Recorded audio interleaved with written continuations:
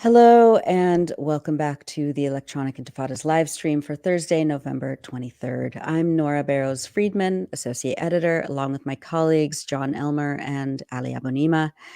Today we're focusing on the deal to exchange captives for a 4-day pause in fighting and what will be or should be involved in this pause.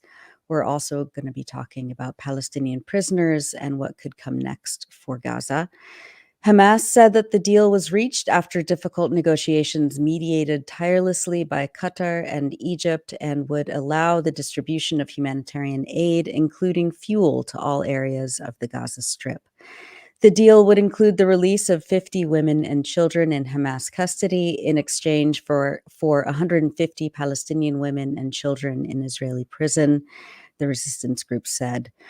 The exchange is set to begin on Friday morning, local Palestine time, and continue for 4 days. Meanwhile, Israel has continued to bomb the Gaza Strip, and Israeli soldiers kidnapped the head of Al-Shifa Hospital, Ahmed Abuba.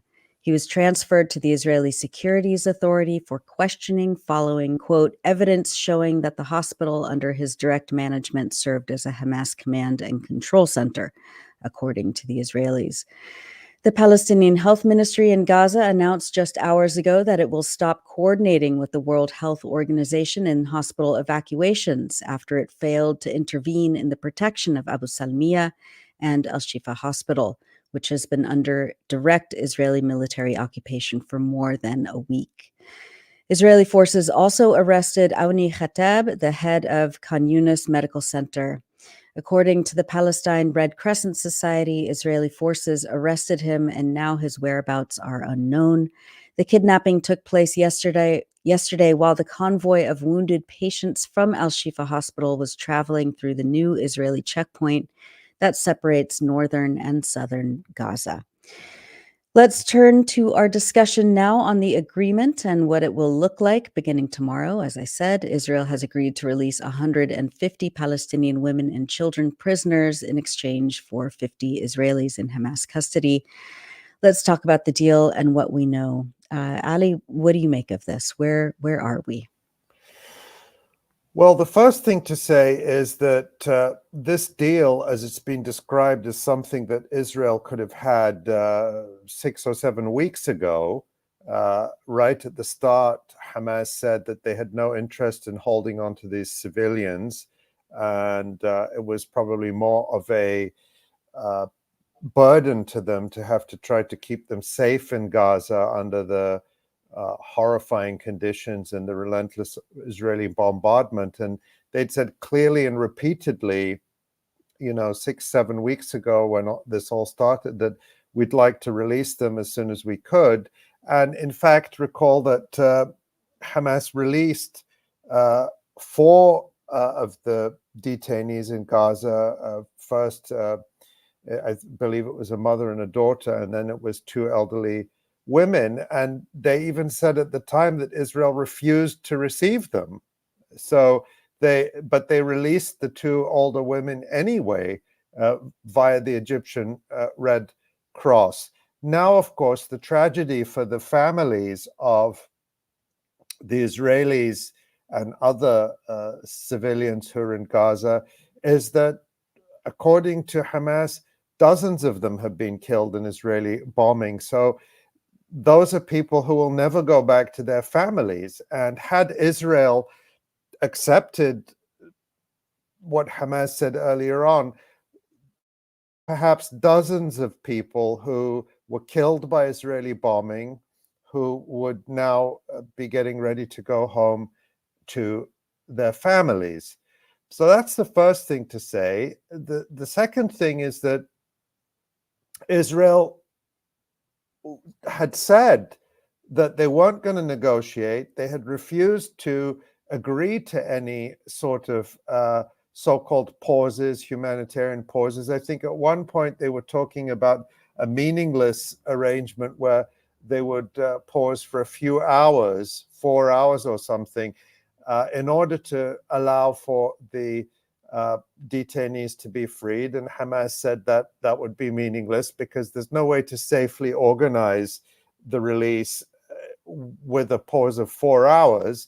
So I think the key, I think this starts to look something like an Israeli climb down.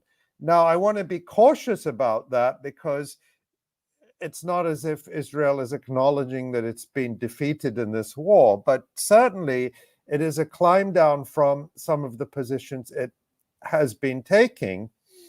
I think a third point I would indicate is that the Israelis are trying to present this deal as a kind of a military achievement. They're saying that everything we've done militarily is what made this deal possible, when in reality, that is not the case.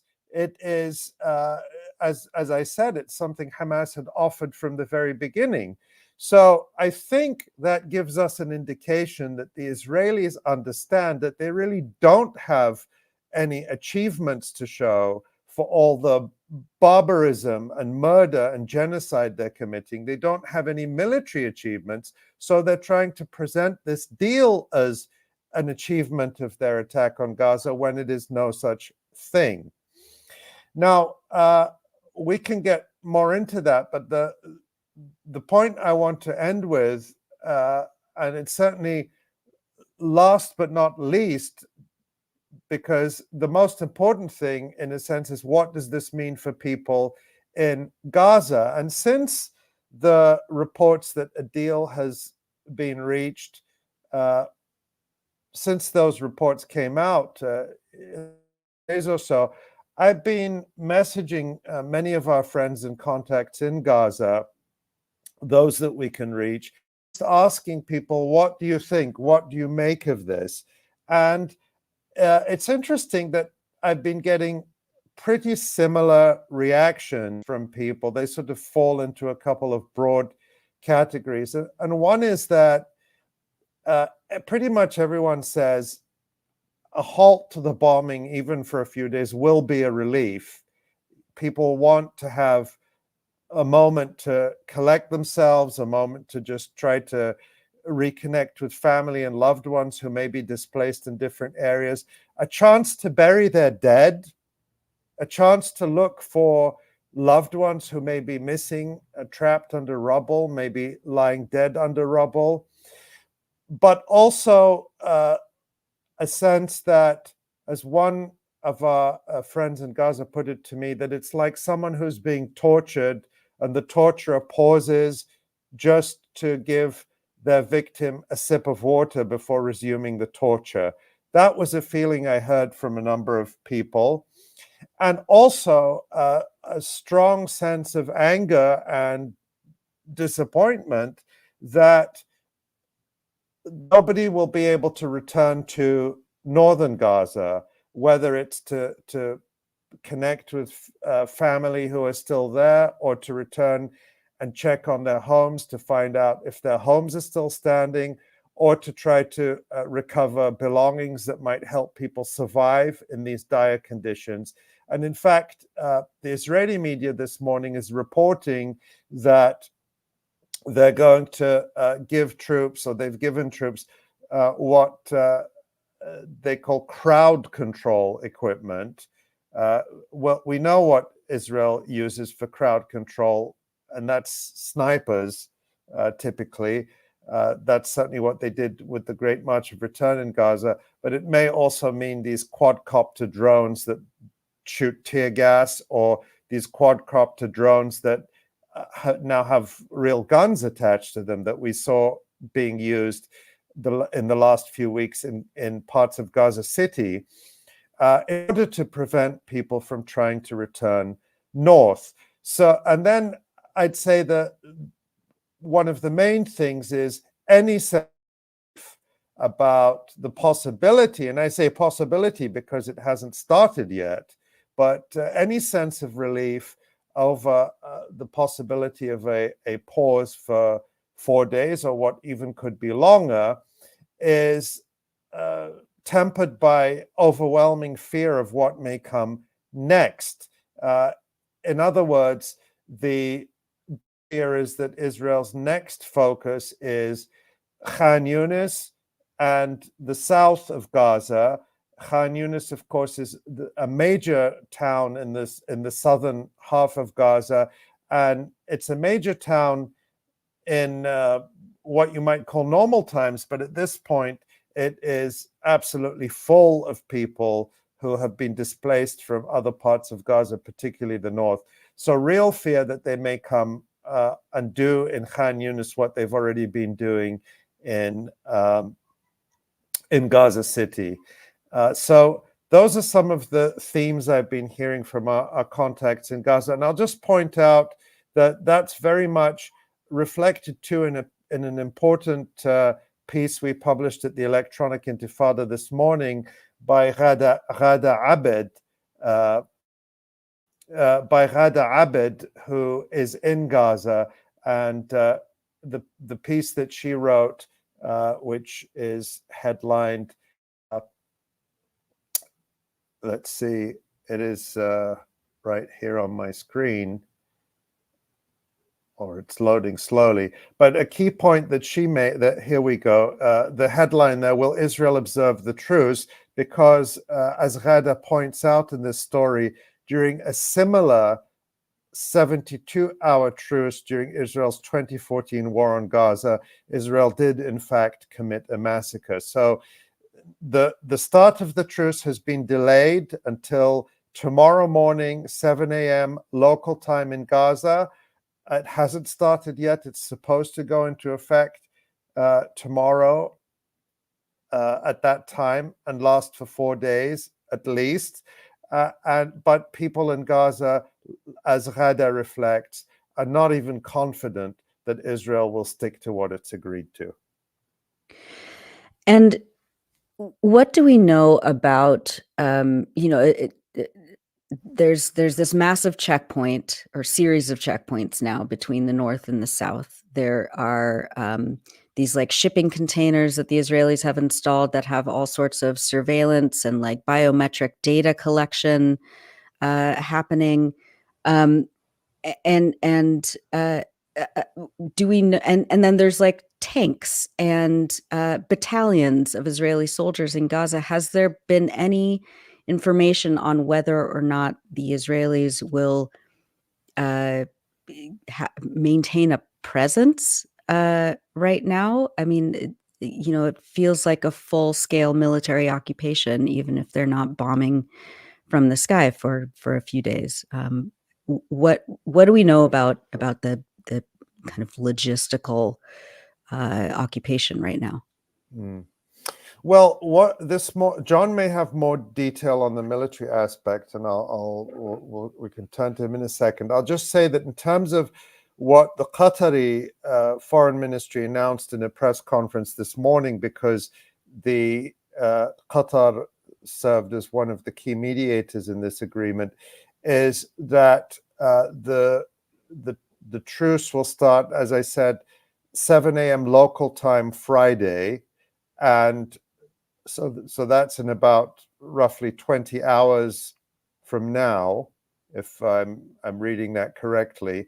And it will begin with, on Friday afternoon local time, the transfer of 13 of the civilians who are in Gaza.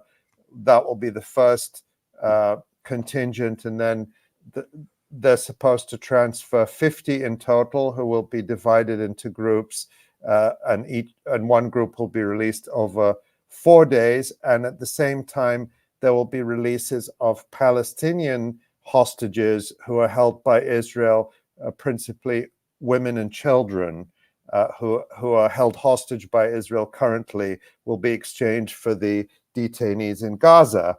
But there is some lack of clarity about the exact mechanisms. It may be that they won't announce those in advance, but that's what we understand. The other element is supposedly it's supposed to be a cessation of all hostile or combat activities, and that the Israeli military is not supposed to fly over northern Gaza for a period of 6 hours each day.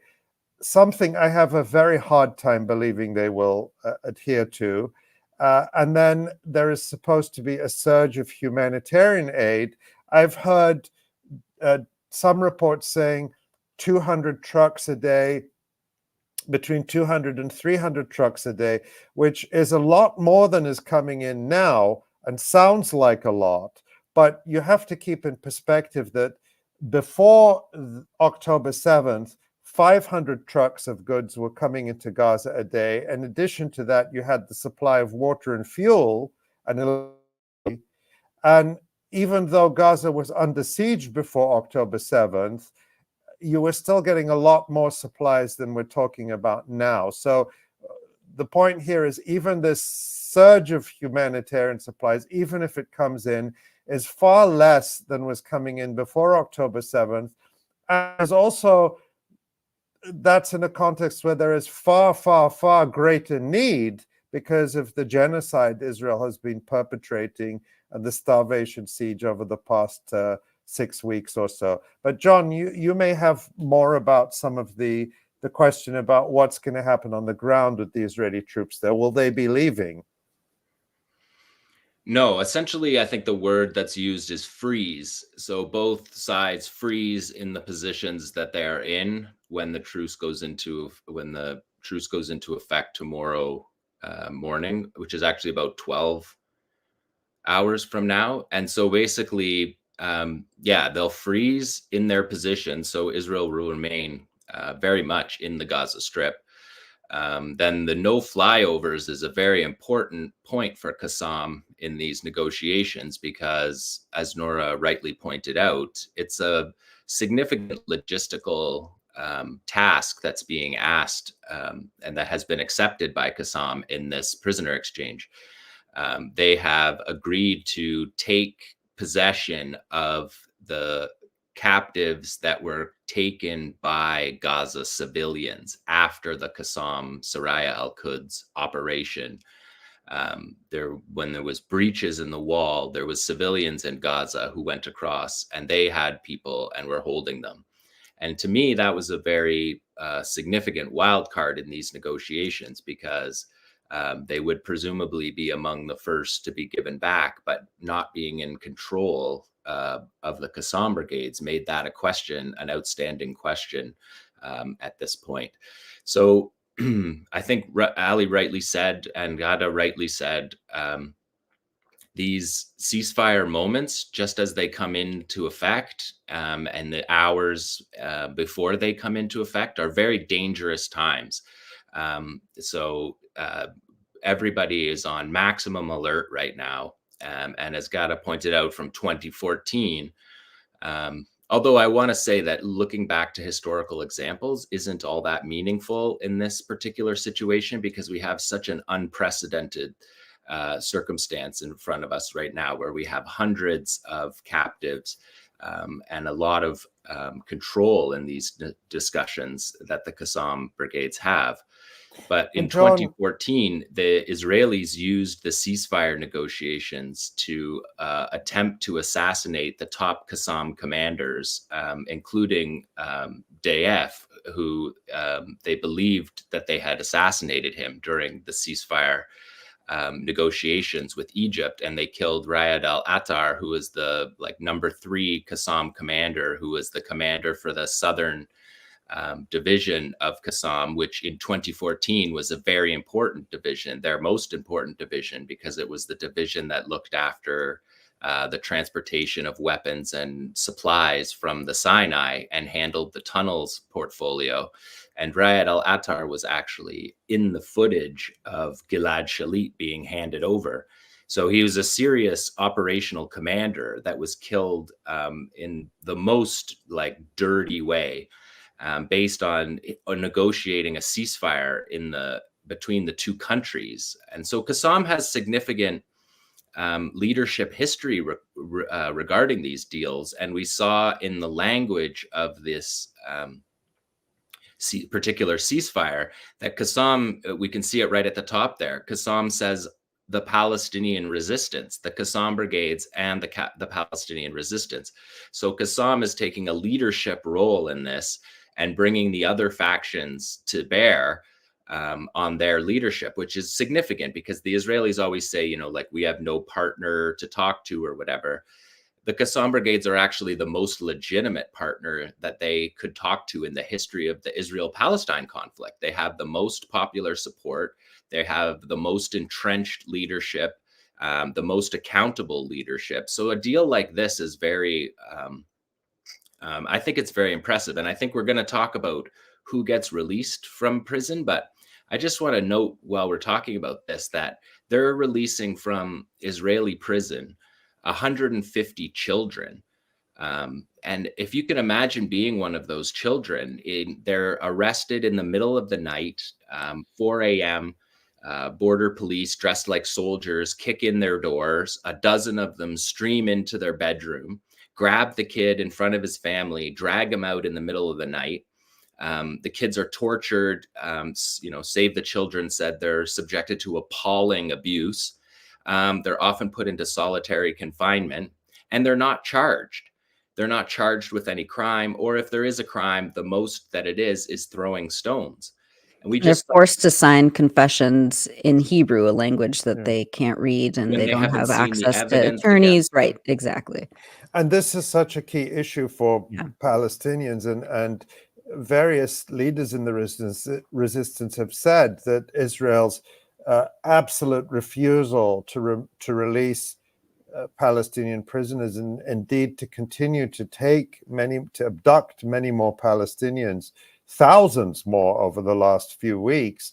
But prior to that, the number, prior to October 7th, the number of Palestinians in so-called administrative detention, which sounds very benign, but the reality is it's abduction and people held indefinitely without charge or trial.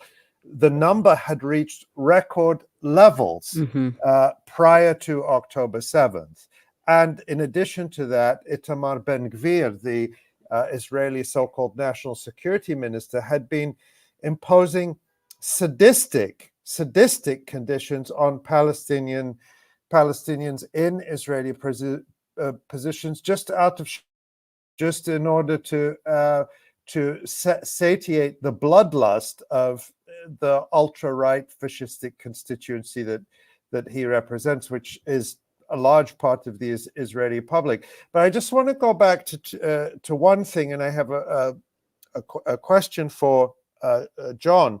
One is to point out that I think it's very important to note, and this is something where I think maybe we can make a comparison with 2014, is that in the run-up to this expected truce, Israel has increased its, if you can believe, because it's been so intense, but has actually increased its bombardment of Gaza. And we've been seeing reports of absolutely massacre after massacre after massacre in the last 24, 48 hours all over Gaza, including in Jabalia. There have been massacres. Every family is touched by this, but Ahmed Abuba of Al-Haq, who we've had on the live stream, we had him on a few weeks ago. He's the international lawyer who is working to try to help bring Israel to account.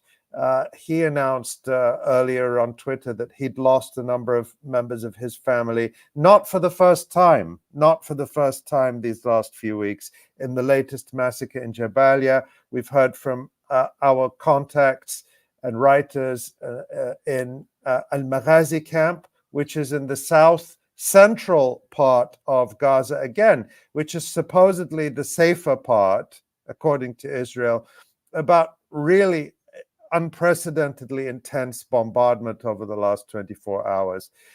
So that's just to point out that there is no let-up in this genocidal massacre of Palestinians. And we saw also the horrifying images, the striking, horrifying images yesterday of Palestinians being buried in mass graves. Again, not for the first time these past few weeks, but the scale of the mass graves and just huge numbers of bodies wrapped in blue plastic bags. And I suspect that those body bags have been brought in as part of the so-called humanitarian aid in recent weeks from Egypt. So part of the humanitarian, I mean, I don't know how you could call it humanitarian aid, appears to be just bringing in more body bags to bury Palestinian men, women, children, babies, grandmothers,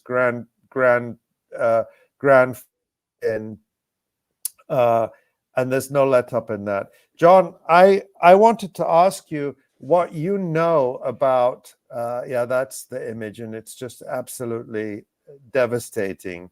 And to think that the people who are doing this, again, the governments that are doing this, are the ones who lecture us all the time, never again. They say never again, the lessons of history. But you look at this mass grave, this trench, these are Holocaust images. If we were to show this image in black and white, it would look exactly like something from the 1940s. And that is just something that is impossible to comprehend in this day and age, in 2023, that this is what we're looking at. And the world knows about it. No one can say they don't know. And not only are they not stopping it, but the most powerful country in the world, the United States, and its vassal states in Europe are aiding and abetting this.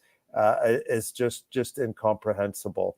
And also, Ali, that's from a lot from Shifa Hospital as well. So it's a consequence of the raid on Shifa Hospital that killed many people, and a lot of those bodies were the Israelis during their siege on Shifa didn't allow those bodies to be properly handled, and so now they're in the position of a mass grave based on Israel's invasion of Shifa Hospital. Yeah, and in fact, at the Indonesian hospital, which up until yesterday or the day before was the last functioning hospital in northern Gaza, I'm not sure if it's functioning to any extent, but it's certainly been under siege and under continuous attack and shelling. There are reports, again, of dozens of bodies that cannot be buried and cannot be taken out because it's under siege. And we've seen people in the hospital talking about how their loved ones have died, and then they have to live in a room with the bodies of their loved ones for days. Preventable deaths. These are preventable deaths that you're looking at. But then think of the survivors too, who cannot bury their loved ones, and who have to be in a confined space with bodies that cannot be preserved either, because there's no electricity, there's no refrigeration. I mean, it's grim beyond belief. It's not something I like to talk about. None of us like to talk about, but this is the reality that is being imposed. I had a question for John, and then I thought maybe you could talk about some of the political aspects of this. Or I don't know if that's something we want to talk about. We're going to be bringing a guest on shortly. We might want to talk about the political aspects there. But I wanted to ask John, going back to this issue of the so-called checkpoint or choke point that the Israeli troops have placed between North and Southern Gaza. And we've seen these satellite images of people who have to pass through these containers, these shipping containers, this checkpoint, where, as you said, there is this, as we heard, that there's this biometric equipment that is facial recognition equipment, it's been reported as. What do you think is going on there? What are the Israelis doing in your assessment, John? I mean, I think they're trolling. They're trolling for fighters. I think that the model itself looks like a lot like what the Americans used to use in Iraq when they flushed out towns that they were about to invade. And I think that it's an attempt for them to try to find people as they're moving south. But what the reality of it is that they're putting 6 and 7-year-old kids walking on a 15-kilometer march, with no food and water with their parents, and then channeling them through this like cattle fence to take their pictures. And it's unlikely that they are matching that pictures with already existing intelligence. My guess is that that's baseline intelligence. They're getting the names of people who are leaving. They don't have like a big long catalog of people they're looking for. And the people they're looking for aren't walking through the biometric tunnels. So it's just another mind game that they play on people, and an attempt to gain more information, which is what Israel has bragged all these years about how much information they have on Gaza. Gaza is the most surveilled area, in the world. They know every phone call, every email that's sent from Gaza, yet they didn't know 4,500 people were planning an attack to destroy their southern command and completely knock out all of their surveillance equipment, which made them blind. So, I mean, there's a lot of the words of Israel's high-tech surveillance don't match the realities. They're clearly not striking Hamas targets. They haven't hit any senior leadership at all. They're hitting people on the battlefield. Basically, when they get contact, when someone shoots at them, they call in a fighter jet, and they've been bragging on the IDF channels about how they've reduced the time to 6 minutes from when they get hit by a Yasin to when they call in an airstrike. So I think those terminals are probably just sort of part of that third eye type way that Israel surveils the people. But in reality, we know who's walking south. We've seen pictures of tens of thousands. It's women and children and elderly. Sometimes, if they're lucky, sitting on the back of a donkey cart. But for the most part, it's children walking one foot over the next. Something that they'll remember for the rest of their lives. Which, just to throw it back to the prisoner exchange, I just want to say that the prisoner exchange is a historic achievement, and to think about it in terms of a 10-year-old kid whose house was raided. We just saw a video of it the other day. In the middle of this war, Israel's trashing the home of a 10-year-old. His father's filming it while 12 soldiers trash his house looking for a red t-shirt that he wore when he threw stones outside of his school. Like, the Israeli army comes right into their neighborhood, right into their face, and 10-year-old kids, grade 5, grade 6, throwing stones at a tank that they're not going to find the tank. The tank is coming right to them. And Israel's arresting these kids, and they don't have any charges, because the charge of throwing a stone at a tank is clearly not a meaningful charge. They're arresting these children basically for the idea of resistance, that these 10-year-olds are already ready to push back against Israeli occupation. And for the Israelis, that's too much for them. So they'll arrest the 10-year-old, torture him, beat him with their rifle butts, tell them that they're never going to see their parents again, make them try to snitch on their friends, so that they can go and do that to all of the other people as well. Who's the people in your classmate? Who are your classmates that throw stones? This kind of behavior. And then they're locked away with no charge, no idea when they're going to get out. And one day, in the next 2 or 3 days, somebody's going to go to their prison cell and open the door and say, the 𝐶assam Brigades just freed you from prison. Mm-hmm. And that is a remarkable accomplishment. 𝐶assam did not give over a whole bunch of their prisoners in exchange for a little drop of water or a tiny bit of food from a food delivery. They were steadfast and had a principled position, and have always had a principled position on prisoner exchanges, that these prisoner exchanges will impact the lives of every Palestinian family.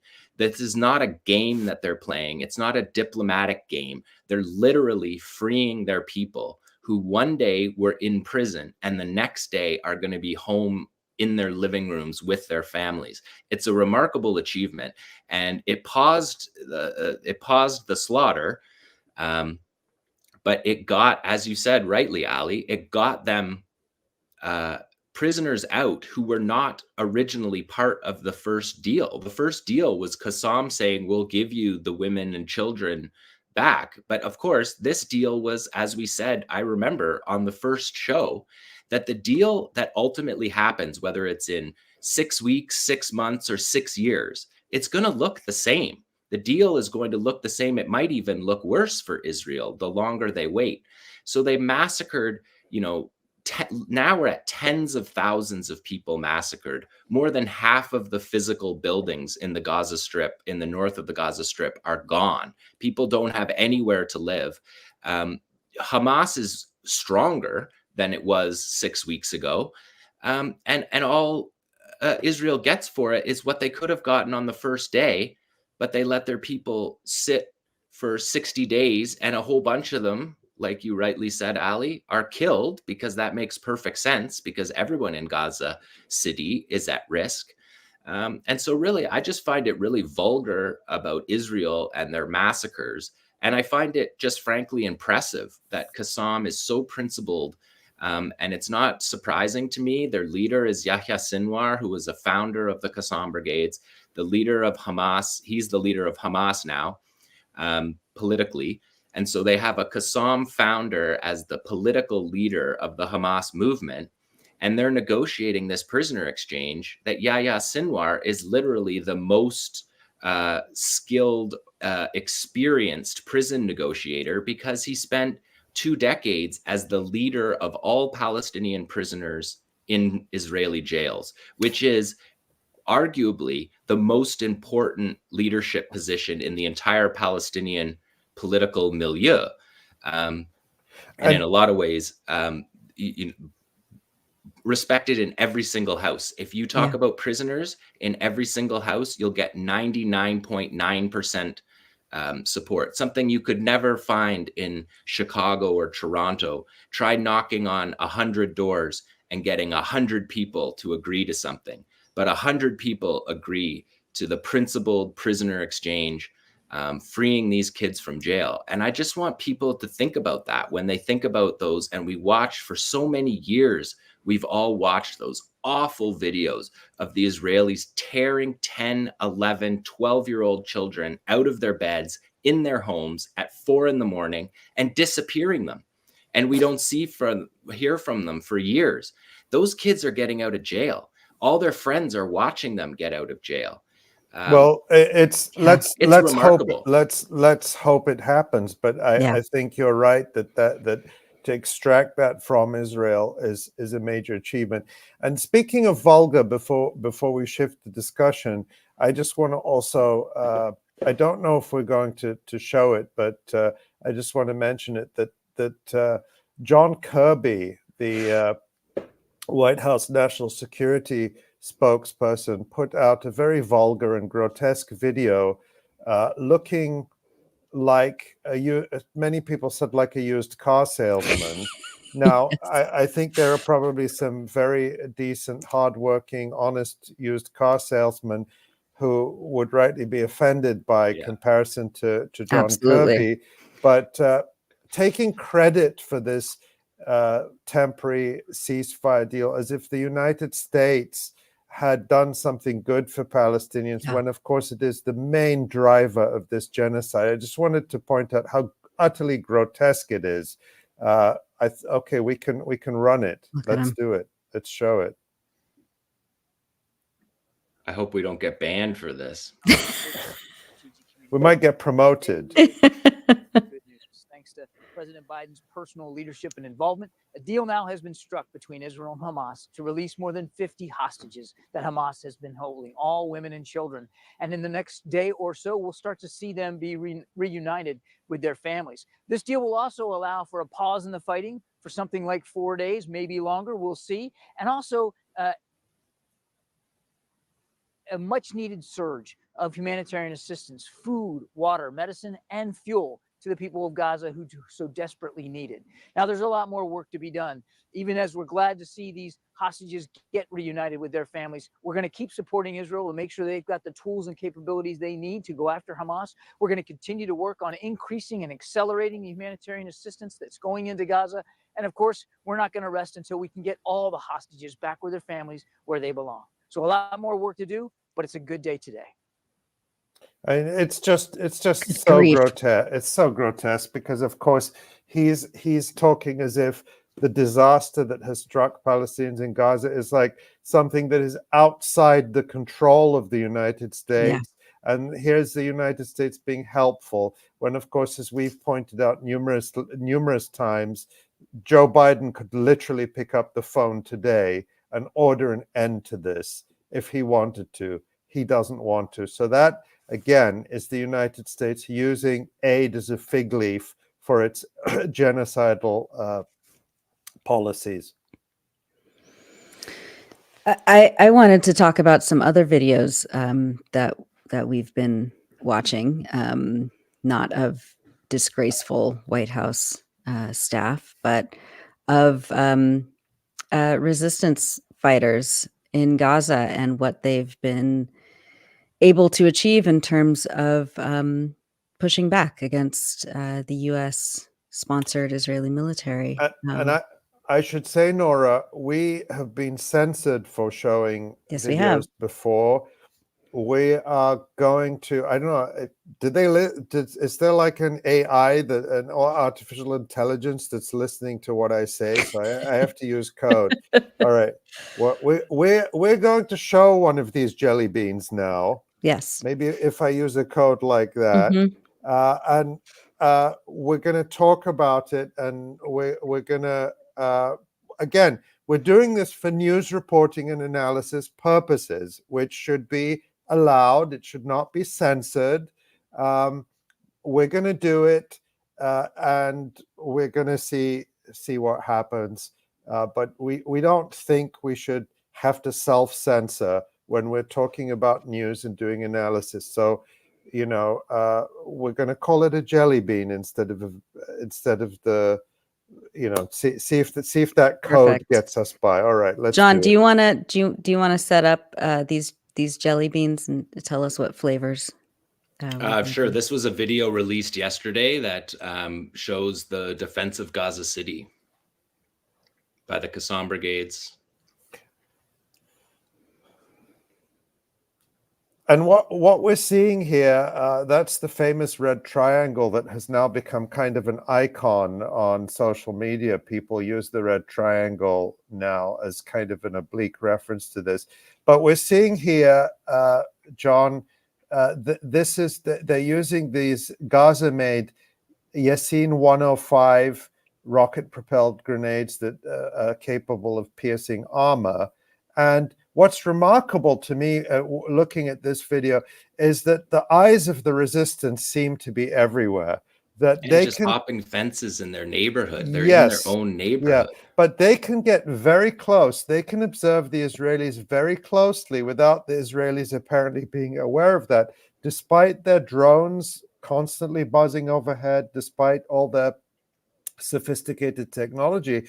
We see that the eyes of the resistance are absolutely everywhere.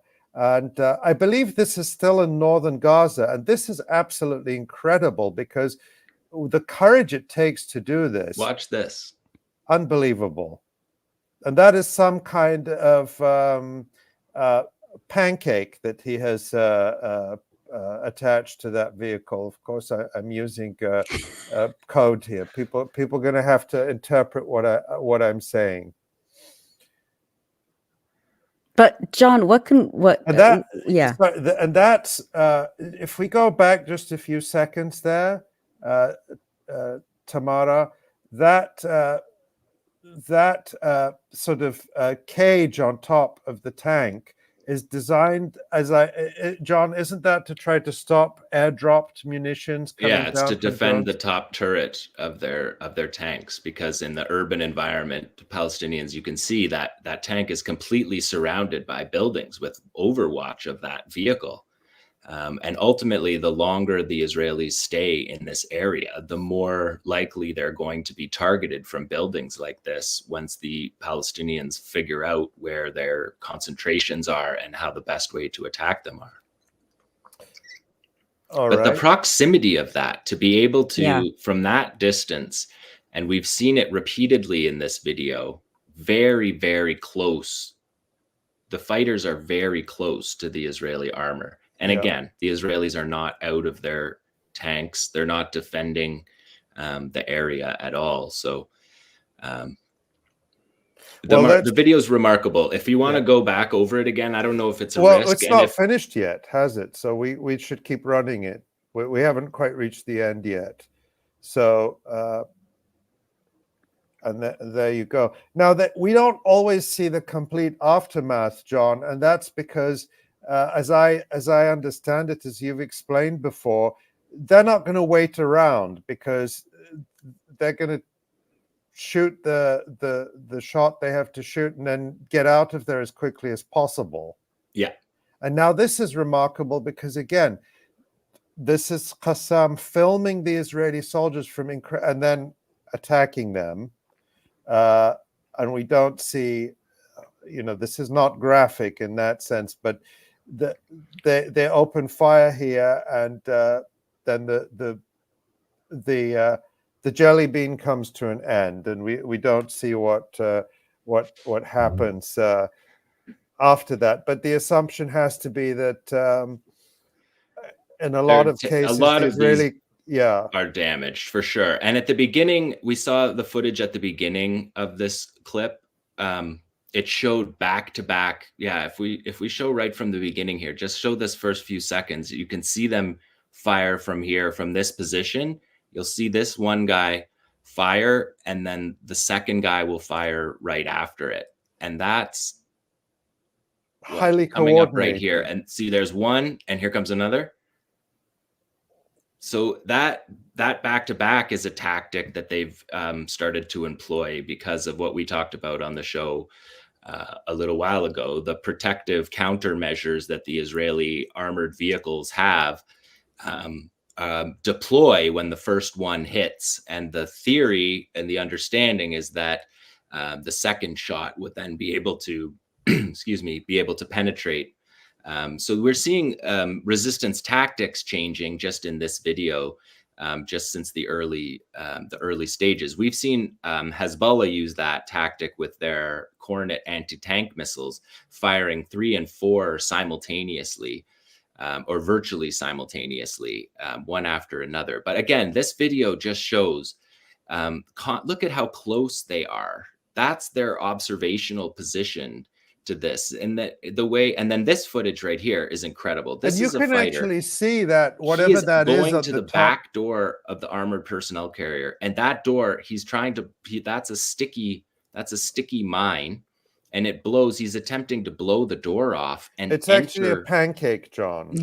A pancake that he's trying. Well, it actually is. They're copper-plated magnets, and they're EFPs. So they're they can make them any way they want. They make them with a huge magnet, and then it sticks to that and explodes. And the door. The idea is to get into the armored troop carrier. They're not just trying to wreck and kill the forces. They're actively trying to enter the vehicle and capture more prisoners. And that's something that the Israelis have talked about since the beginning of this war, that they've felt from the inside, fighters pulling on the door and trying to get inside the armor. So even though they have 239 captives, and there's some talk about whether they could get all the prisoners out for that number, they're still, as a strategic imperative of the organization, trying to capture additional soldiers on the battlefield with their bare hands. It's remarkable. Yeah. And so if this stream does get taken down, guys, you can we'll post the SoundCloud on Electronic Intifada, and we'll have some of these clips. We will also put up the different segments separately. So even if they censor the entire episode, we'll still put up the different segments. But we're committed to try to speak as freely as we can and to push the limits. Now, we also want to be fair and balanced in our reporting. So I want to be fair and balanced. Yeah, we have to show the other side. So let's show these videos, jelly beans of the Israelis. Let's see what they have. And this is released by the Israeli army, who apparently were very jealous of the videos that Qassam is putting out. So they wanted to put one out of their own. We should say that this video, the footage is from the Israeli army, but someone on Twitter edited it for added Yeah. a little bit of commentary that I think is quite Annotations, funny. yeah. Yes, Yeah. yeah, go ahead.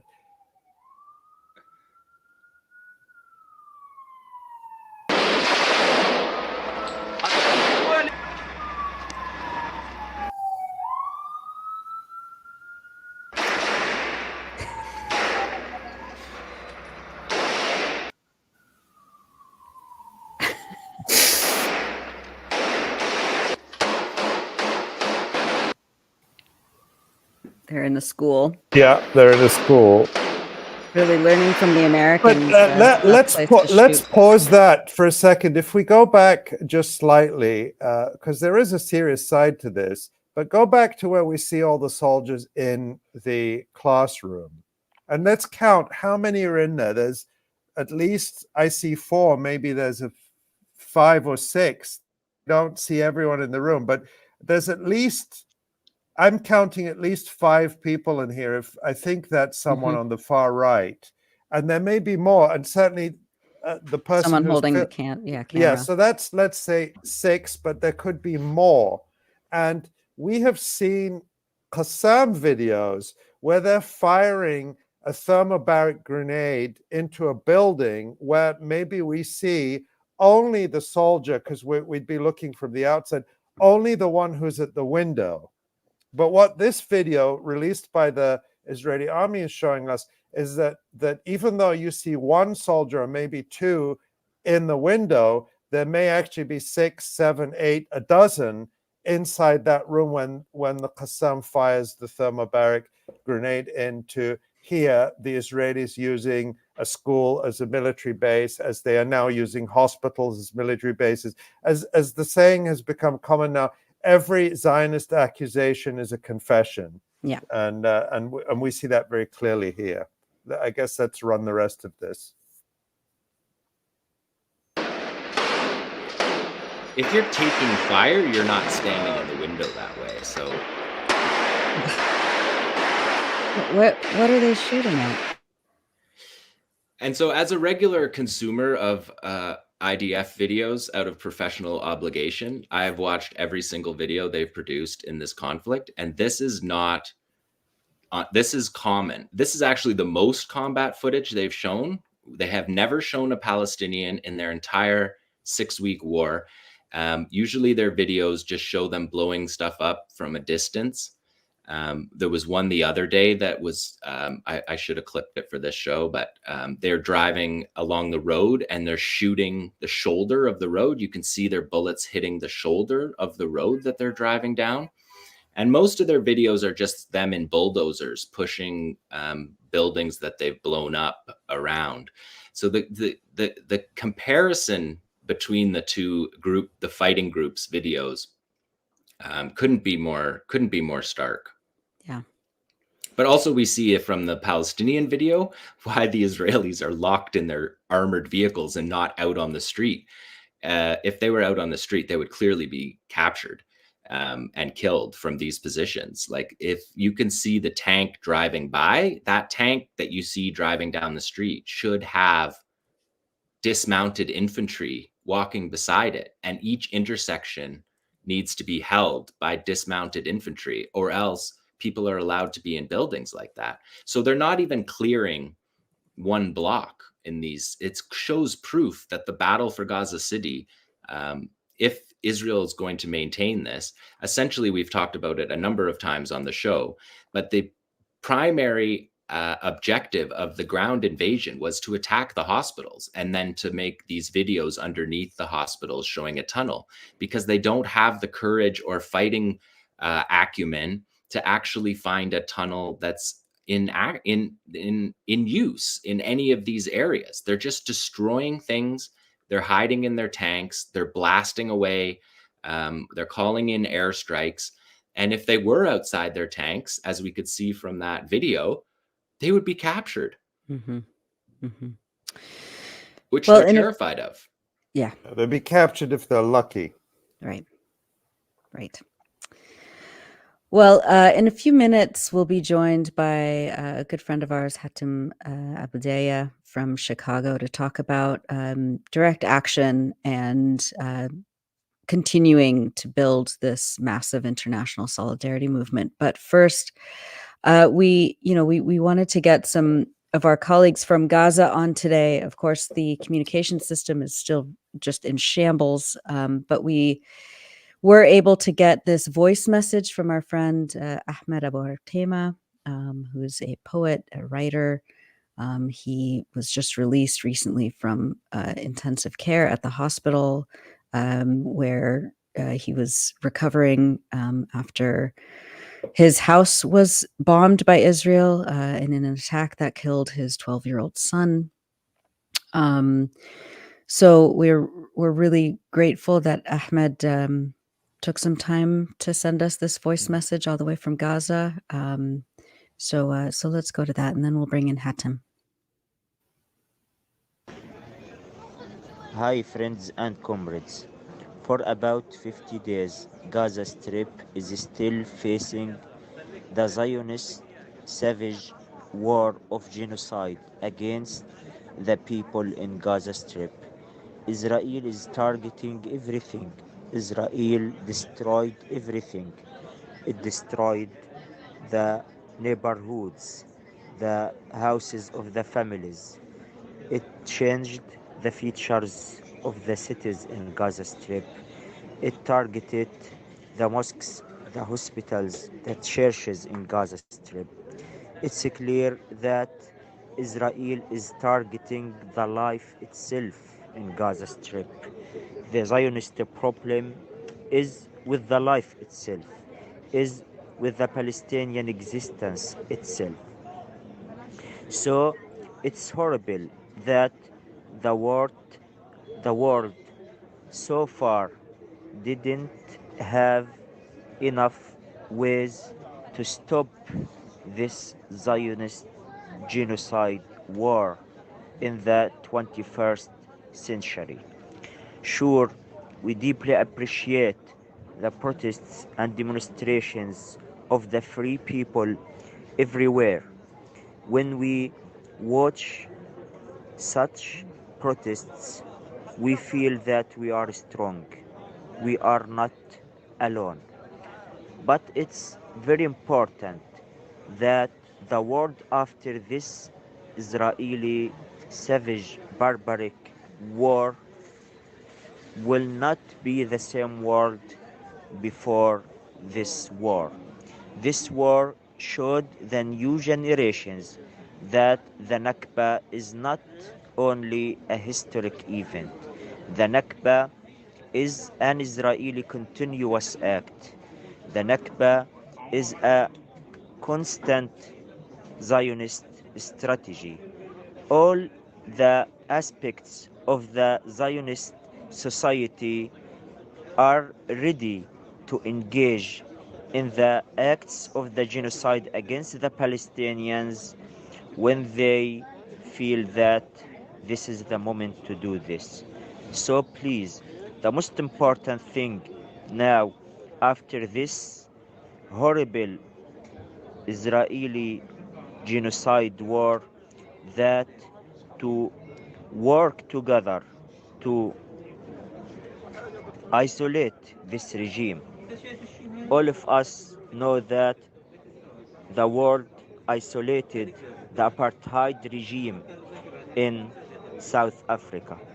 But what's happening in Palestine is worse and worse and worse than the apartheid in South Africa. It's our hope in Palestine to live in the regime of the apartheid in South Africa when we compare it to what's we watching now and what's we living now. This regime is not only a regime of apartheid. The Zionist regime is a regime of genocide, a regime of ethnic cleansing, and a regime of apartheid.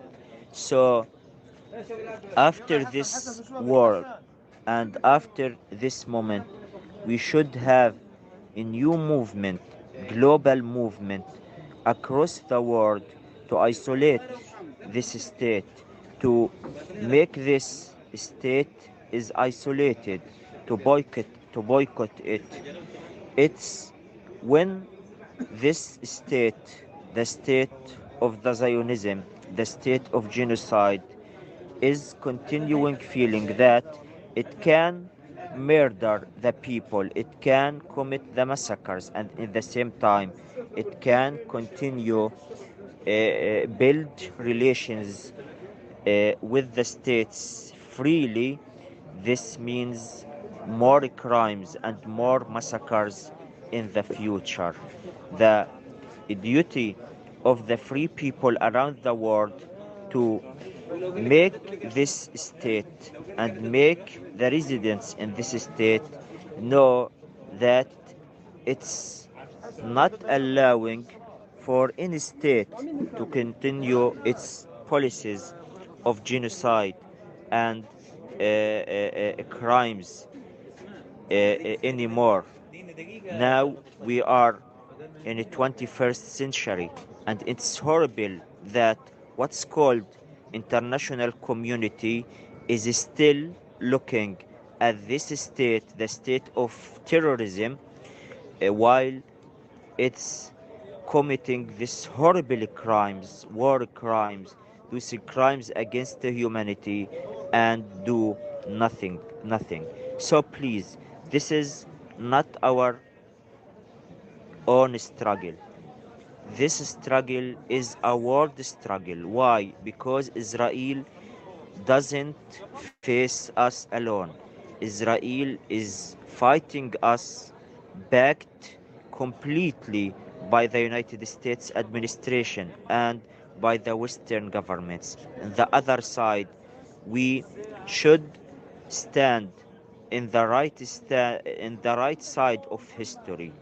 We should convey our voices to the governments that we will not accept anymore for any regime is based on ethnically cleansing, on massacres to continue and to build its relations normally with the other states. We are full of faith that we will prevail. We together will prevail, and Palestine will be free. Thank you. That's our good friend Ahmed Abuba speaking to us from Gaza just a couple hours ago. At some point soon, we will try to have him and some of our other colleagues on live with us during some of these live streams. But as I said, it's really almost impossible to get a good connection. So we want to bring in our good friend 𝐓𝐡𝐞 𝐄𝐥𝐞𝐜 joining us from Chicago. 𝐓𝐡𝐞, of course, is the co-founder and national chair of the U.S. Palestinian Community Network, USPCN. He is also the co-founder and spokesperson for the Chicago Coalition for Justice in Palestine, which represents all the main Palestinian institutions in Chicagoland. And he's been leading mass mobilizations and advocacy campaigns for Palestine in the city for decades. 𝐓𝐡𝐞, thank you so much for all that you do, for being with us. Can you talk a little bit about what you're feeling right now in terms of the news that the exchange deal should start tomorrow? What does this mean for people in Chicago, members of the Palestinian community who have family who have been tortured in Israeli dungeons and imprisoned for years and years? What does that mean for you?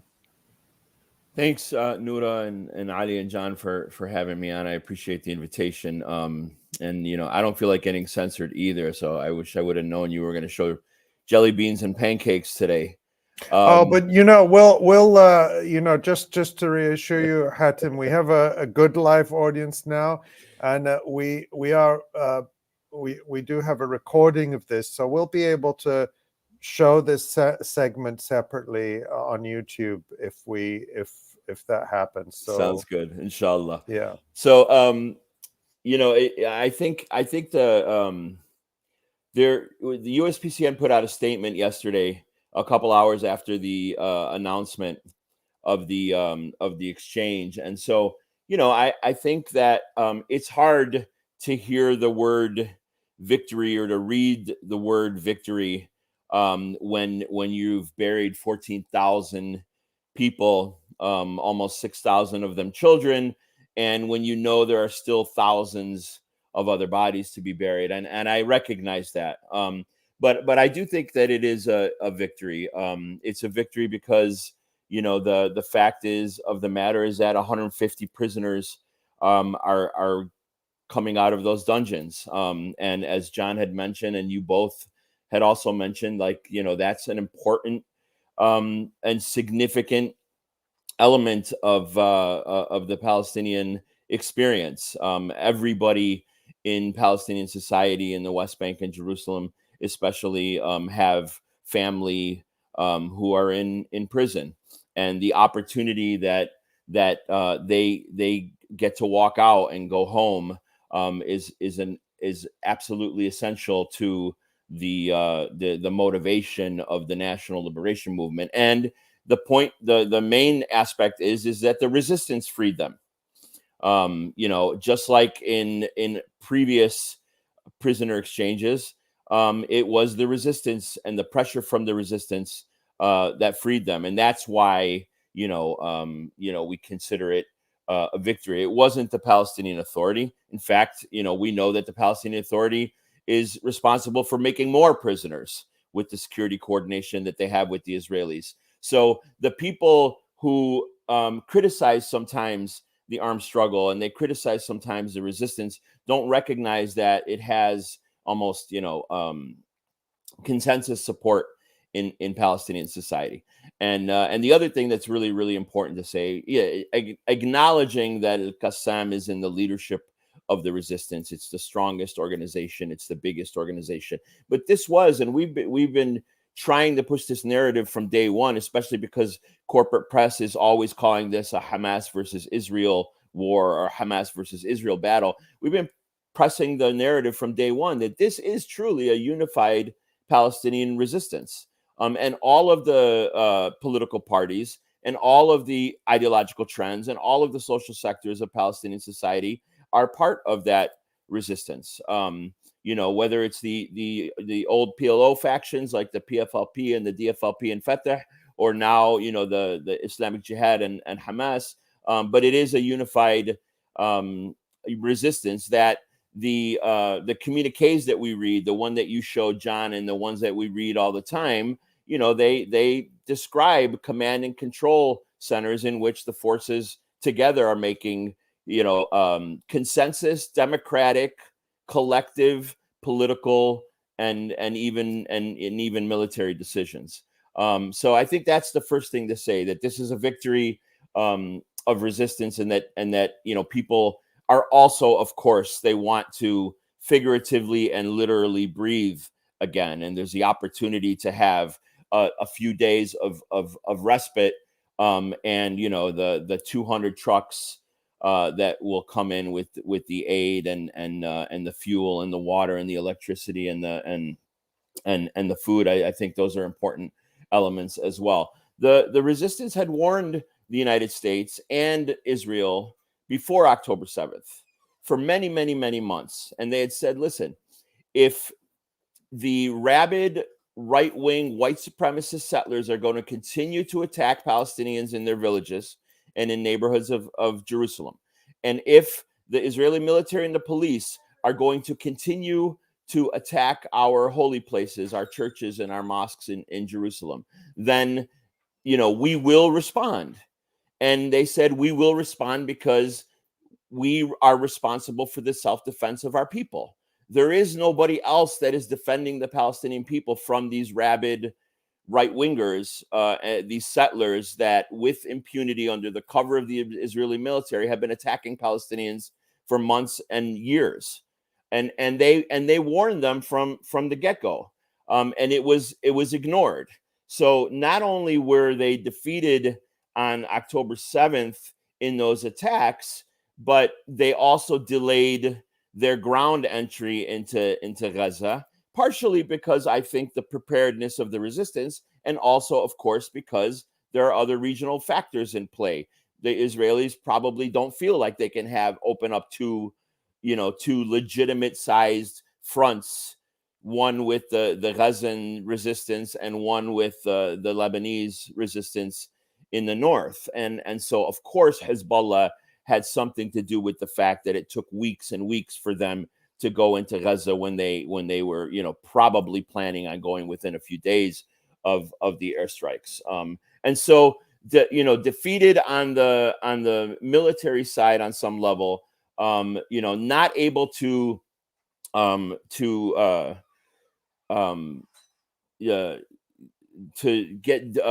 accomplish their public goals, to destroy the resistance military capabilities, to actually, quote unquote, as Netanyahu said, eliminate the resistance. They weren't able to accomplish those goals. So what they did instead is they perpetrated a genocide like no other we have seen in a long time, and the 14,000 who have been killed and almost 6,000 children. And so that, and the fact that they were allowed to do that, and as all of you have said, of course, for weeks, and all of us have said for weeks, they were allowed to do that essentially by the United States, is the reason why there was this mass upsurge in the Palestine support movement in the United States and across the world. And Hatem, I'm not sure that everyone who's watching knows the extent of those protests. Yes, we've all seen video of the mass protests, which is amazing. And as we speak, today is the Thanksgiving holiday in the United States, or as some rightly call it, Genocide Day, because it, in a sense, celebrates genocide of Native people on this continent where we're sitting. But the protests that you and your comrades have been involved in over the last 6-7 weeks include, for example, occupying and blockading the offices of members of Congress. I think we're showing a video now. This is today in New York City, where people are disrupting the traditional Macy's Thanksgiving Day parade and actually forcing it to change its route, and essentially saying no business as usual while a genocide is going on. Is that the message that you've been trying to send with the protests? And again, talk to us about just some of the actions that people have been doing. Yeah, I appreciate that segue. I think it allows us to talk about the political contradictions within the United States as well, because I think not only has Israel been exposed and has been for a long time as the racist, white supremacist, apartheid, Zionist state that it is, criminal state that it is, but the United States government is clearly now exposed. And not only is it exposed. So, Hatem, are you saying you're not going to be voting for Joe Biden? Is that what I heard? I'm gonna write your name in. But you weren't born in the States, though, so you couldn't be president. Oh no, I was born in the States, but I don't think I can be president. Okay, right. Anyway, but if I were, the first thing I'm going to do is nominate you as Secretary of Defense. I think sounds good. All good. Right. But I think not. It exposed it. What was exposed also is this idea. And it comes from the wrong political line and the wrong political analysis of the forces. This idea that there's an inside strategy for our community in the United States, right? That don't attack the Albright and Hillary Clinton and John Kerry and even Blinken. Don't attack the Secretary of State's office because we have Arabs that work in that office and we have relationships with those folks and we could move people there. One of the top advisors of Blinken is Hadi Ahmed, and folks, when we would go after him as USPCN because of the Secretary of State's policies, people would say, well, no, that's a good thing that we have him there because he's going to help us. And now all of those Democrats are exposed, right? Every single one of them. and it's not just Hatem, it's not just in, you're talking about an insider strategy. I hadn't heard it called that before, but that's a very good term for it, where we're told, oh, incrementalism, if we get people on the inside, if we get Arab Americans or Palestinian Americans or Muslim Americans into these positions, they can influence from the inside. And you're saying that hasn't worked in politics and it hasn't worked in policy. But I also just want to point out that it hasn't worked in other institutions. I'll give you an example. At Columbia University, which is one of the most prestigious universities in the United States, where there has long been censorship over Palestine, and there has been a vicious campaign for the last 2 decades against Professor Joseph Mesad, one of the most important public intellectuals and writers on Palestinian affairs. But they recently appointed a new president, Minouche Shafik, who is an Egyptian Muslim woman, and this was presented as some kind of breakthrough. She shattered some kind of glass ceiling. She has actually imposed the most severe censorship ever at Columbia University, outright banning Students for Justice in Palestine. So, I mean, is that what you're talking about in terms of the insider strategy? Yeah, it is. It is. And I think it's important to talk about what it means also in those folks who believe in that strategy, is that they're not anti-imperialists and they see the conflict in the wrong way. They have the wrong analysis. They think that, like, we can convince the Democratic Party and people in power in the government here that it is in their best interest not to support Israel the way they do, or to support the Palestinians instead, and that obviously is not a correct reading of history. It's not a correct reading of U.S. imperialism. The U.S. is willing to sacrifice 14,000 Palestinian lives. Of course, they would sacrifice 10 times that many. They sacrificed and were responsible for the murder of 1 million in Iraq. And Albright said directly it was worth it, right? So Israel plays a role for U.S. empire there, and it must remain there. And anyone who thinks, yes, the Israel lobby is strong. And you mentioned Joseph Mesad. I think it's really important to remember that he had probably the best response to the book by Mearsheimer and Walt that talked about the Israel lobby. And he said they're not making an anti-imperialist analysis in this book. The Israel lobby is strong. The Zionist movement is strong, absolutely. But the Zionists and the Israel lobby do not make foreign policy for the United States and never have. So, the idea that you're going to shift the consciousness of these leaders, the political leaders, the top political leaders in this country, because they think that we have a vested interest in supporting Palestinians and not supporting Israel, is just an incorrect analysis. And what it means also is that then your targets end up being the wrong targets. You want to go unite with the mainstream of the party and its institutions, instead of uniting with the Black liberation movement and Chicano liberation and immigrant rights and women's rights and workers' rights, which is what USPCN has as its strategy, because the enemy, the U.S. government, is the enemy of those forces and those communities and those movements as well. And so going to what we take that strategy and we move it into tactics. We shut down Jan Schakowsky's office 2 times in the last few months. She is a member of Congress who is a longtime Chicago member of Congress, who is also viewed as, in the context of the Democratic Party, a progressive. But on Palestine, she is extremely far right. Is that right? And we went after her specifically because she calls herself a progressive, specifically because she's in the Progressive Caucus, and because we said, listen, this is our strategy of going after Jan Schakowsky is not because we want to defeat her in the next election. She's almost 7 years old. She will never lose.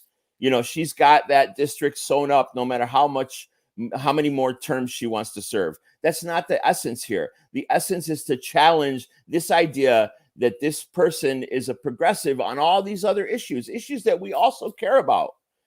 You know, queer rights and immigrant rights and workers' rights and all of those sort of things. But she cannot call herself a real progressive, and especially after October 8th, when she came out unequivocally in support of the Israelis, excoriating the Palestinians, as has them at every Bernie turn. Sanders, as has Bernie Sanders, As has Bernie Sanders and a lot of other folks that consider themselves progressive as well. Of course, Bernie Sanders, the standard bearer for what passes for progressive mainstream politics in the United States. And I think it was just yesterday that Bernie Sanders came out with an op-ed in the New York Times, which was, another 1,500 words of just fluff, in which the one word that does not appear in his op-ed is ceasefire. He doesn't even call for an end to the genocide, an end to the slaughter. It just, to me, is unbelievable. And of course, look at that headline: justice for the Palestinians and security for Israel.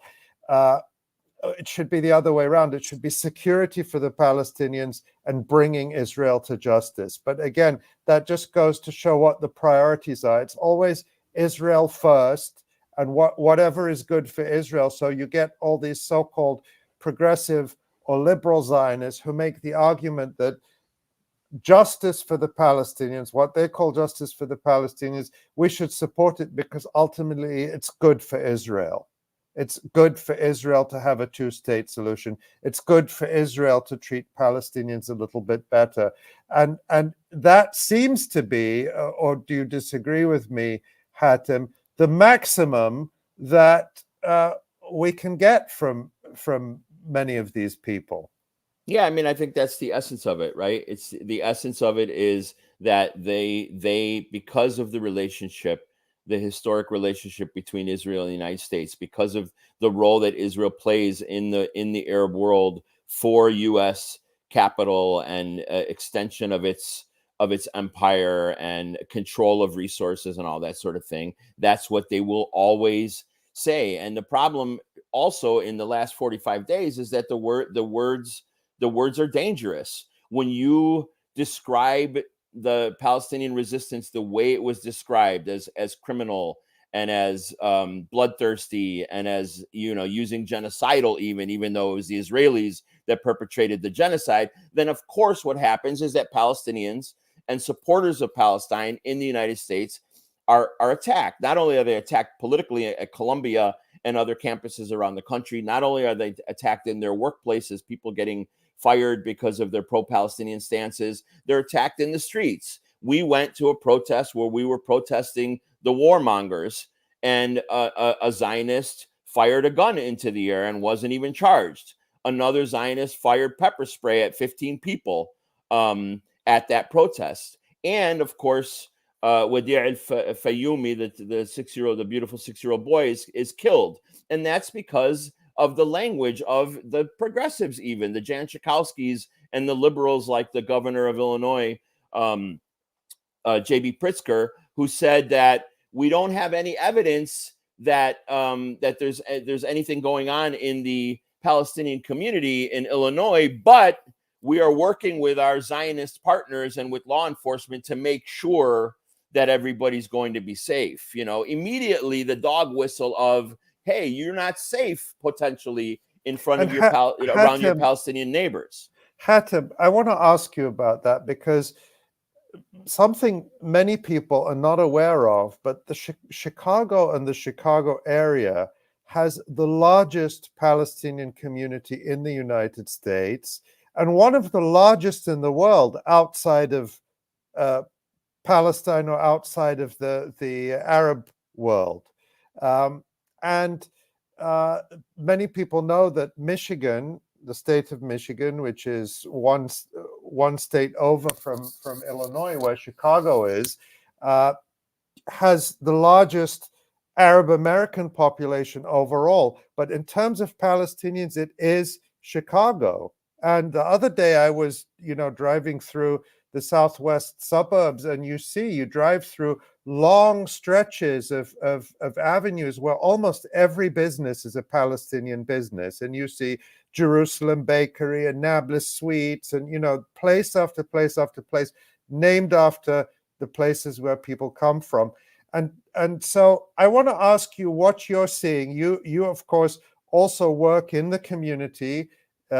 What are you seeing in the community in the Chicago area in terms of what people are experiencing, what they're fearing, what the fallout of the murder of Wadia is? Talk a little bit about that. Yeah, there's some people that are trying to make the comparison to September 11th, and we lived that as well, Ali and I, in the Chicagoland area. And I don't think it's an accurate comparison, but I will say that there was and is a lot of fear that we've been dealing with in the last 45 days. We've had a ton of anecdotal evidence about how young people, children and teenagers are dealing with the challenges of discussing these issues in schools, and not getting support from faculty and administrators. We're hearing a ton of anecdotal evidence about people, struggling in their workplaces when corporations even want to put out pro-Israel, support Israel self-defense statements, but won't let workers, show any kind of sympathy, empathy, support for the Palestinian people on any Khatib, level. I will just note, as again, we're both, in the Chicago area. We both live in the Chicago area. That the city of Chicago, I'm not just talking about private businesses and homes, but the city of Chicago put Ukrainian flags up everywhere, all over the city, back in February, and including on Park District property. If you went to a gym or a pool or a Park District facility, there would be Ukrainian flags everywhere.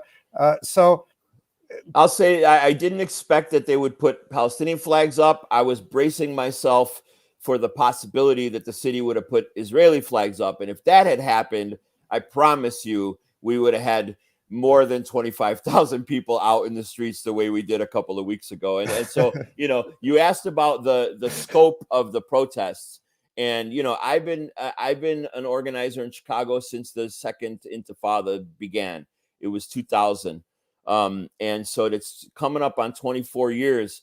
And I've been in a number of massive protests, whether we were trying to stop the Iraq war or all of the attacks on Gaza over the years, the attack on Jenin in 2002. And I'd never seen anything quite like what we saw in the last 45 days. Like we legitimately had 25,000 at one protest, 20 at another, 15 at another, and they're not getting smaller. Like, I think that there's a possibility that, and I know this part of what you were asking is like, what will happen in the community potentially with this idea that there's a temporary truce and it might move towards something a little bit more temporary. I think we'll see a bit of a wane in the protests, but we had another action yesterday at Sean Castan's house, another congressman, a U.S. congressman, and this time he actually represents the southwest suburbs that Ali was talking about a second ago, which has a ton of Palestinians as his constituents. And he's been just as bad as 𝐤𝐥𝐞 and Sanders and everybody else. And he won't address the idea that the Palestinians have the right to freedom, that they have been subjected to this vicious occupation for 75 years. And he just continues to talk about the right of Israel to defend itself and the right of Israel to genocide the Palestinian people. So, there's no more talking and discussion and meetings with these folks. Like, we shut down his office. He sent his staff home. We went to his house yesterday to protest there. Tomorrow, we're protesting at the heart of the business district in Chicago at 11 a.m. At Water Tower Park, right at the beginning of what we call the Magnificent Mile, Michigan Avenue, where all the massive shopping district is. And so we're going to continue. Our coalition has pledged to continue to do this work because we know now that the targets are these legislators who have been unequivocally supporting Israel, who are complicit in the slaughter, in the genocide, who have blood on their hands, and that, you know, we're going to take them to account. We have to. That's our responsibility here, and the masses want it as well. I have one more question for you, Hatem. You talked already about how you're working with the coalition includes, and you see it as fundamental to work with the Black Liberation Movement and others who understand that this is a struggle against imperialism. That's very important. What I want to ask you about in terms of the protests in the street that are happening, that have been happening for weeks, and across and in downtown Chicago and other areas, we know that there is incredible mobilization from the Palestinian community, from the Muslim community. They are the backbone of the protests in a way. But I want to ask you, what are you seeing in terms of like broader community and mainstream community? As a people, what do you see in terms of people coming to the protests in the streets? I think it was steadily growing. The first couple protests, it was not very diverse.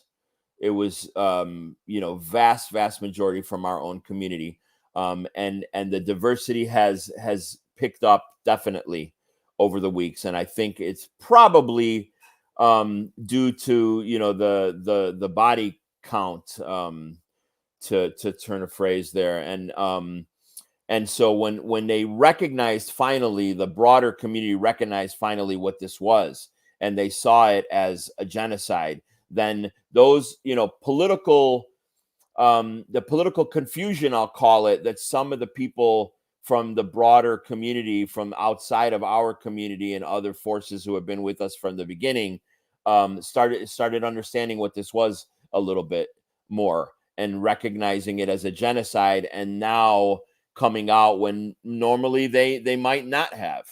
So it has increased in its diversity. The Black community, the Latino community, the Asian community, Native folks, people that have been with us and have worked with us shoulder to shoulder on our issue, and of course on their issues too. The USPCN across the country, in the Bay, Los Angeles, on the East Coast, in the Midwest, we have worked very, very closely with the movement for Black Lives ever since Michael Brown was killed in St. Louis. And we are part of the police accountability movement in Chicago and other cities. So, we believe that, we win our struggles and win our demands together. So those forces have always been with us, but now they're getting bigger and more diverse. And I believe that's what I mean. I think when I spoke a few minutes ago about the fact that the Zionists are being exposed, and it's not just Palestinians who say I'm not voting for Biden, right? Some of the polls are talking about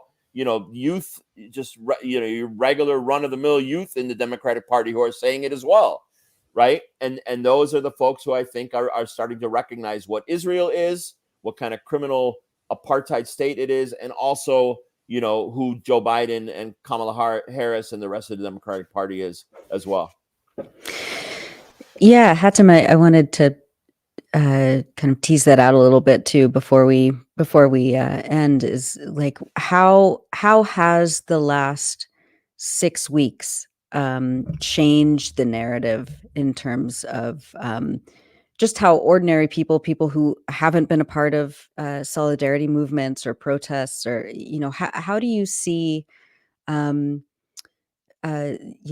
genocide in Palestine over the last 6 weeks affecting more mainstream narrative, especially young folks? I mean, there's a lot of talk about Israel and its enablers being very upset at platforms like TikTok and Instagram, because young people who use those platforms are talking very openly and factually about Zionism and about what's happening in Palestine and what has been happening. Where do you see the narrative going from here? Yeah, I that's a great question, Noura. I think I believe that we as in the Palestine support movement in the United States, whether it's the members of the Palestinian community themselves, like us and our institutions, or the broader support movement, has done a lot of great work in this country over the years, and has moved a number of institutions on these questions, right? He has a ton of anti-occupation, strictly anti-67 occupation forces in this country for many, many years. And some of those forces are shifting and starting to talk about being anti-Zionist, and have moved officially to becoming anti-Zionist, and also are the narrative about settler colonialism and understanding the narrative of liberation. I think that is what is happening. I think that is not only a fascinating development, but a very, very important one, because people are talking about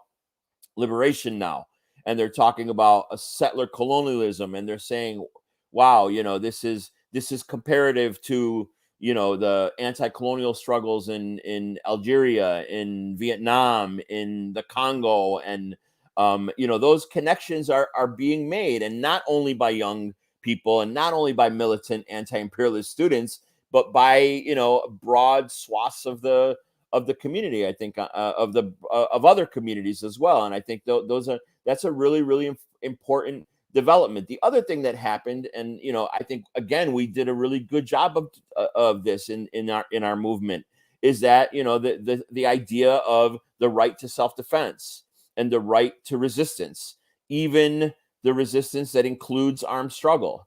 The fact that not only do people like us know that we have the internationally recognized right to do it by Geneva Convention and 2 specific UN General Assembly resolutions, but that there was support for that as well. Understanding that if the unified Palestinian resistance is not defending the Palestinian people, and not defending them from the rabid, racist settlers and the military and the police in the West Bank and Jerusalem, then who's going to do it?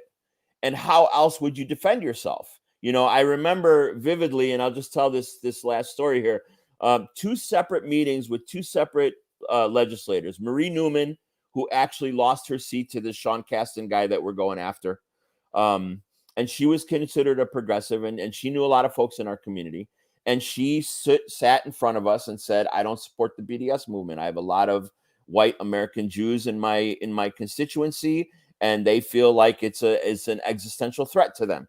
And so we sat in front of them, and we sat in front of Daniel Biss, who was running for governor at one point, and ended up becoming the mayor of Evanston, a large suburb on the outskirts of Chicago. And we asked them both the same exact question directly. You demanded that we put our arms down and don't defend ourselves with armed struggle, right?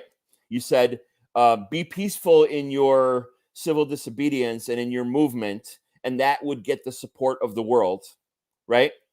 And then we establish a Palestinian-led, Palestinian-produced boycott, divestment, sanctions movement, and then you say you can't support that either.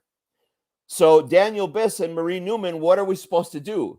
You tell me what the Palestinian community in Palestine is supposed to do when you say, don't use armed struggle, and then also we're going to condemn your nonviolent struggle of BDS. And neither of them could answer, of course. Both of them took a full solid 40 seconds before they could answer, and they said, I got no answer for you. Yeah. And so that's the kind of thing that we're talking about here in terms of like the narrative changing a little bit, and at the role of the Electronic Intifada and our coalitions and our institutions like USPCN and others across the country that are really, really doing such a great job, in my opinion, of moving the needle and changing that narrative. Thank you so much, Hatem. Before we wrap up, I wanted to get just, maybe a go around of what we can predict what to look out for in the next couple of days. We will probably be doing a live stream on Monday, so we'll have obviously more information about the beginning of this very delicate and tentative truce. John, what should we be watching over the next 24, 48 hours? Yeah, like I said, not to reiterate, but it's a dangerous time. These moments before the ceasefire are a dangerous time. But I also think that this is an extraordinary, unprecedented moment where Israel has a lot,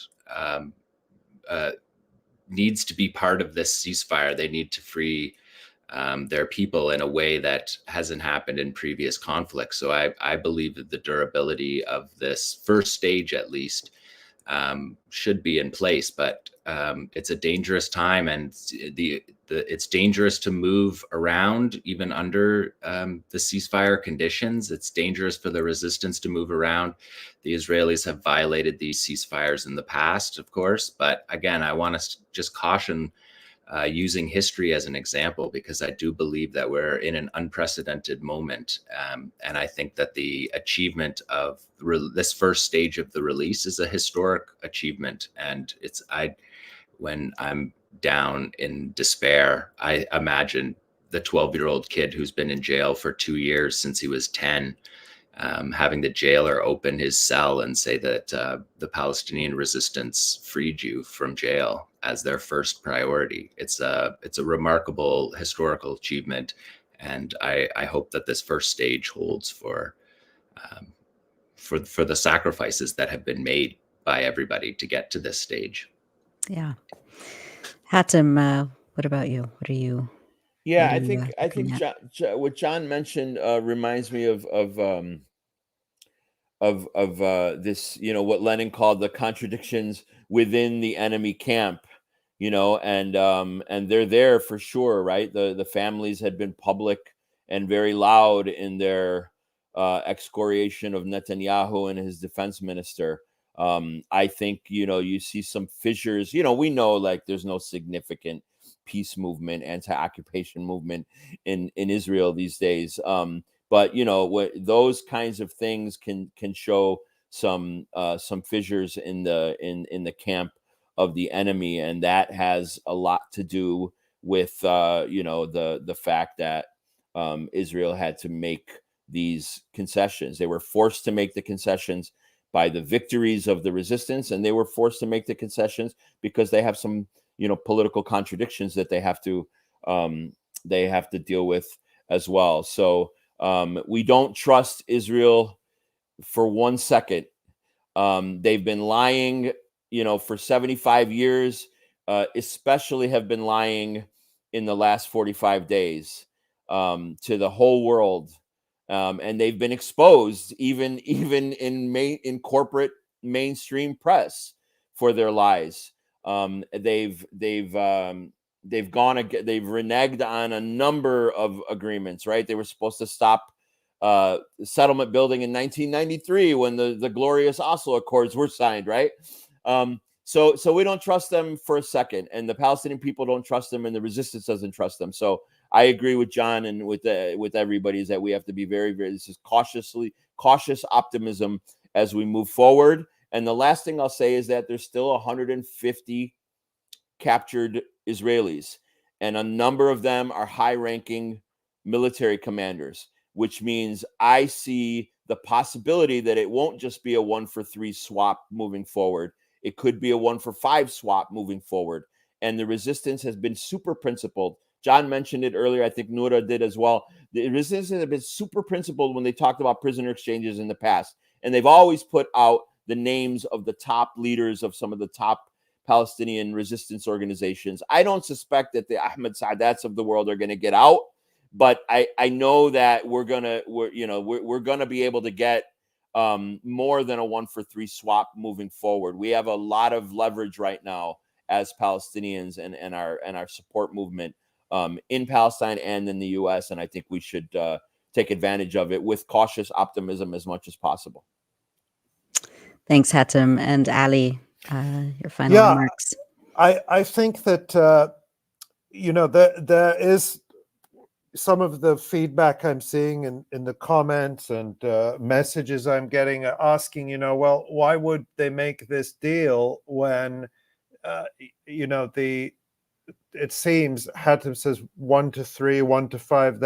Remember that in the 2011 prisoner exchange, when Israel released 1,000 Palestinians for one Israeli soldier, and they're saying, well, now they're releasing 50 Israelis for just 150. John points out that these are children whose lives are at stake. But again, I want to just point out that these are people Hamas was saying a few weeks ago, we just want to release them. We just want to be able to organize their safe evacuation from Gaza.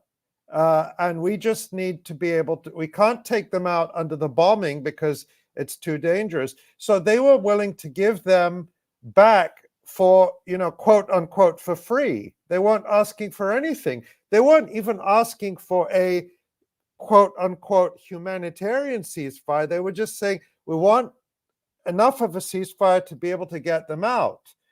So it is because Israel refused that Israel had to pay any price at all. And I think the important thing that from the perspective of the resistance, what they see as truly valuable is the Israeli military prisoners, and I assume the Israeli men who they consider to be in the same category given how near universal military service is. And they are not going to be released anytime soon, and not for, and when they are released, it will be for a considerably higher price, so to speak. Now, that said, I want to just emphasize that what's been announced is a 4-day pause, but the Israelis have said they're open to an extension. And the extent to which there's an extension, I think, is going to depend on continued pressure and continued protest from around the world. So that's the message, I think, that is so important for people to take away. Do not let up. As Khatib says, people are going to be in the street. People are in the streets today around the country. They're going to be in the streets tomorrow. We have to keep the pressure up on all our representatives. And this is not just in the United States, because I know people here are watching around the world. They watch this program. We have to keep the pressure up. And that is the message that Ahmed Abuba just gave us from Gaza as well. Do not relax. Do not let up, because what happens is to a large part dependent on us. Indeed. And with that, I want to thank Khatib Abuba from the U.S. Palestinian Community Network. We'll definitely have you back on. Good friend to all of us, and a trusted and dedicated comrade. And before we wrap up, I just wanted to highlight some of the comments that we had. A lot of love for Ahmed Abuba, and a lot of love for Khatib. Absolutely, we'll have him on more often. There were a lot of comments like this, people really thanking us for this program, and just like cutting through the fog of propaganda that everyone else is being shown. So we really appreciate that. Protests in Barcelona are apparently getting better, and this one, thank you so much. So I'm so proud to be part of this dream team, and if you want to help us keep this going, please do go sign up for our mailing list at electronicintifada.net. You will get email updates alerting you to the next live stream and all of the published content that we produce every day. We also have a scrolling updates log, which I encourage people to go and bookmark right away. It's right there, up at the top, updates. You'll get a full scrollable log of every day, the events of every day, and all of the things that we have published. Yeah. Oh, I just wanted to show, if we go back to the front page, to the main page, I just wanted to highlight, we have this brand new story by our colleague Asa Winstanley, who's still traveling, in case folks were wondering why he isn't with us today. And this is really an important story that we've been covering from the beginning. And what Asa has done is brought together all the evidence so far that a large number of the Israelis killed on October 7th were actually killed by Israeli forces. And he lays it out in a way that is just so brilliant and so clear. And so I just want to draw attention to this. And let's go back to the front page again, if we can, and just highlight once again, if we scroll down, Tamara, thank you, the great coverage we have. If we see, Tamara, if you just go up for a second, back up, the top story there, that's by Khalil Abu Shamala, just underneath Asa's story, who is in Gaza. That's published today. We also had the piece we mentioned earlier from Ghada Abed that is published today. So we are still publishing people in Gaza, writing from Gaza right now. Some people are going to be having conversations around the Thanksgiving table about what's going on. So, you know, you've got the Electronic Intifada as a resource for that grumpy MAGA uncle who is going to take Israel's side. So please share this. This is amazing. It's amazing that people in Gaza are still, people have been displaced multiple times, whose homes have been destroyed, but they are still insistent on speaking to the world and speaking. And we are honored that the Electronic Intifada is a platform for them. So please, one of the best things you can do to support them and support us is to share these articles, send them to family, send them to friends, post them on social media. And Tamara, if you just go way up to the top of the page again, Nora mentioned it, but I want to mention it again on the Get updates. There, sign up for our mailing list, because that's the best way to avoid the social media censorship and suppression. They still can't take email away from us. It's old-fashioned, but it's reliable. So please sign up. And then right in the middle there, you see that Donate Now button.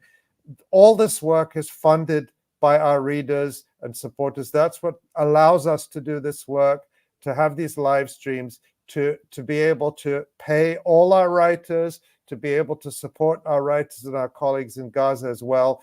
This is how we do it. So please be part of it. And thank you very much. That's what I want to say. Thanks to everyone for the love and support. I haven't said it enough recently, but we are still getting a lot of messages. Our inboxes are still full, and we love you and we appreciate all the support. And we will, one day we'll get back to you. We'll answer your emails. We will. I swear we will. Well, thank you so much, Ali. On behalf of all of us at the Electronic Intifada, John and Tamara behind the scenes, as always, our just incredible, talented producer behind the scenes, Tamara. Thank you so much. Hatem, and all of us at EI, thank you. Be safe, and we will see you next time. Thanks so much. Thanks, guys.